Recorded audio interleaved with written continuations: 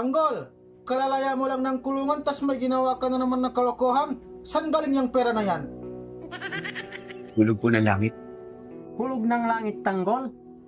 Walang ganon. Sinabi ko na nga ba eh. Delikado tayo sa tao na yan. Malamang, galing yan sa kawalang hiyaan. Panigurado ako, ninaka mo yan, Tanggol. Tanggol, magsabi ka ng totoo. Saan galing yung pera mo? Tanggol, yan ka na naman ha? Saan mong kinuha ang pera na yan? Nang hold up ka na naman ba? Hindi ako nang hold up. Tanggol, hindi kami naniniwala sa'yo. Kilala ka namin, Tanggol. Di ba kaninang umaga nawala daw yung pera ni Cap doon sa barangay hall? Oo nga, no?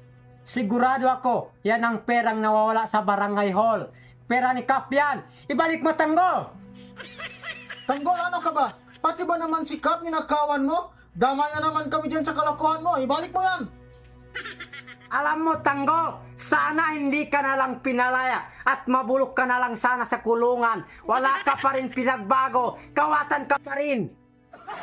Uminahon nga kayo. Hayaan na muna natin si Tanggol magpaliwanag bago kayo humusga. Sige nga, Tanggol, ipaliwanag mo sa amin kung bakit may pera ka. Naglalakad lang ako, biglang may naghagi sa akin ng bag. Oo, tapos? Isasoli ko nga sana sa mga pulis, kaya lang ako biglang hinabol nila eh.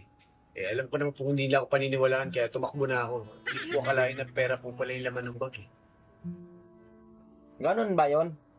Pero dapat sinauli mo yan. Kawawa naman yung may-ari. Alam ko naman po yun, kaya lang magipit din po ako eh, dahil wala po akong matutuloyan ngayon. Oh, tignan mo. Ibig sabihin, ginusto mo yon na may naghagis sa'yo ng bag na may lamang pera. Bahala na, Tanggol. Ninakaw mo man yan o hinold up. Ang importante, pera! Money! Cash! Oo nga, pare. money! Oo nga, Tanggol. Pera na yan, ating kapatid ha.